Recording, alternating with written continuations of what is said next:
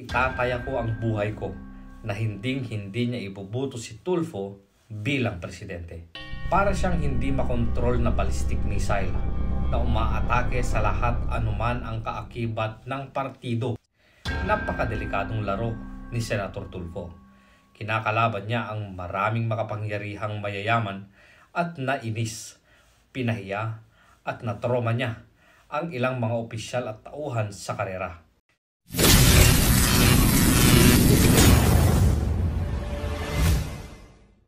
Sino ang takot kay Raffy Tulfo? Magandang tanong yan dahil sa halip na natatakot ang mga kritiko kay Raffy Tulfo dahil kinakasuhan niyang mga ito ay mas lalo pang dumadami ang kanyang mga kritiko. Nakita ko sa video ni Ma'am Ann Abrahano ito, pero English kasi yung article at pinasa din sa English sa kanyang video. Kaya naman i-translate natin sa Tagalog para mas lalong maintindihan natin. So, ang sabi ni Ma'am Ann Abrahano ay nailabas ito ng February 27, 2024 pero wag ka dahil meron pa palang naunang artikulo noong March 24, 2023. So unahin natin ang ilang parte ng 2023 article. Si Raffy Tulfo ay hindi abogado, ngunit siya ay naglakas loob na talakayin ang mga legal na issue kaysa sa mga abogado sa Senado tulad ng mga senador na sina Chis Escudero, Alan at Pia Cayetano, Francis Tolentino, Sani Angara at Coco Pimentel. Si Tulfo ay hindi bahagi ng blokeng minorya, ngunit sa kanyang mga pagtutol sa mga panukala ng mayorya ay mas matulis na kontrabida kaysa sa leader ng minorya na si Pimentel at ang kanyang deputy na si Risa Hontiveros. Si Tulfo ay hindi chairman ng Labor Committee, si Jinggoy Estrada. Ngunit mas aktibo siya sa mga pagdinig ng committee at mga sesyon ng plenaryo kapag pinag-uusapan ang issue ng paggawa. Hindi siya chairman ng Agriculture Committee, si Cynthia Villar, pero mas direkta at confrontational ang mga tanong niya sa mga umano'y smuggler. Ano ba ang meron sa kanya? At kaya, sino ang dapat matakot kay Raffy Tulfo? Sa tingin ko, Malacanang dapat. Si Tulfo ay miyembro ng Majority Coalition pero hindi siya sumusunod sa party line.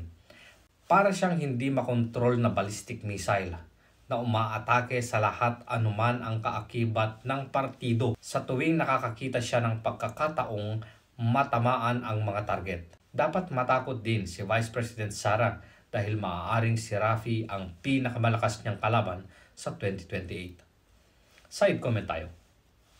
Hindi sinasabi ng article na hindi dapat patakot ang mga small vloggers kay Raffy Tulfo kahit na kaliwat kanan na ang kasong kinahaharap nila at maaari pa nilang harapin. So ito naman yung February 2024 na artikulo. Ilang makapangyarihang pampublikong opisyal at kilalang negosyanteng Taipan at maging ang mga lider ng rehiyon ay nagkaroon ng napakasamang mga araw ng pang-aalipusta, pangle-lecture at pagpapagalit ni Senator Raffy Tulfo sa mga investigasyon ng committee sa Senado sa tuwing hindi niya gusto ang tenor ng kanilang mga sagot sa kanyang mga napaka-proactive at mapanghusgang mga tanong. Ito ay magandang politika. Ngunit ito ba ang tamang parliamentary na pag-uugali? Hindi ako nagbibintang.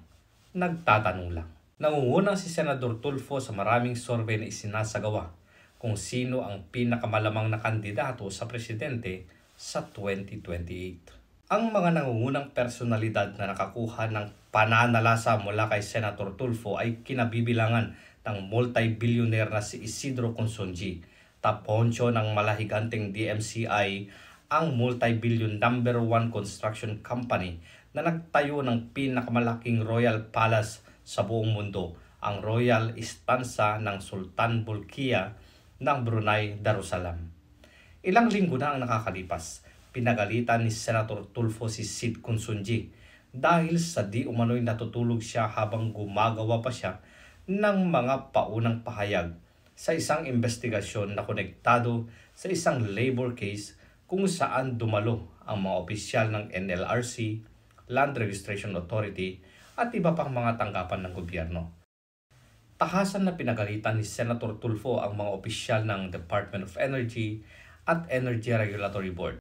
Gayon din ang mga makapangyarihang lalaki at babae na well-connected sa di umano'y well-funded ng China na NGCP. Pinagalitan ni Tulfo ang NGCP dahil sa New Year blackout fiasco na tumama sa buong isla ng Panay at Guimaras. Siyempre, hinangaan ng alkalde ng Iloilo at mga gobernador ang mga lalawigan ng Iloilo at Guimaras, si Tulfo sa kanyang lakas na loob na banggahin ang isang makapangyarihang higante. Ganon din ang reaksyon ng mga biktima ng NGCP at iba pang power players. Si Senator Tulfo ay umuusbong bilang tagapagtanggol ng mga mahihirap laban sa mayaman at makapangyarihang mga tycoon at makapangyarihang mga opisyal ng publiko. Pero naaawa ako sa matalik kong kaibigan na retiradong pangulo ng NLRC na si Jerry Nograles.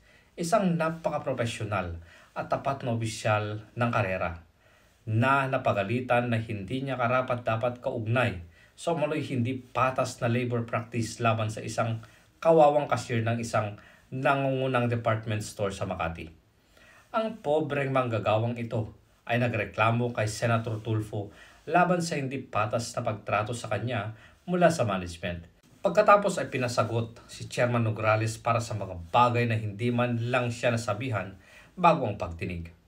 Ibinigay ko ang simpatya ko sa kanya dahil sa pagdinig ay nakita sa buong mundo sa pamamagitan ng TV at YouTube at Facebook live streaming.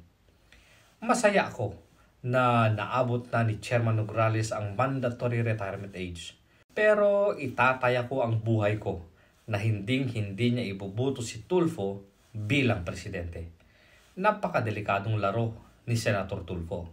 Kinakalaban niya ang maraming makapangyarihang mayayaman at nainis, pinahiya at natroma niya ang ilang mga opisyal at tauhan sa karera.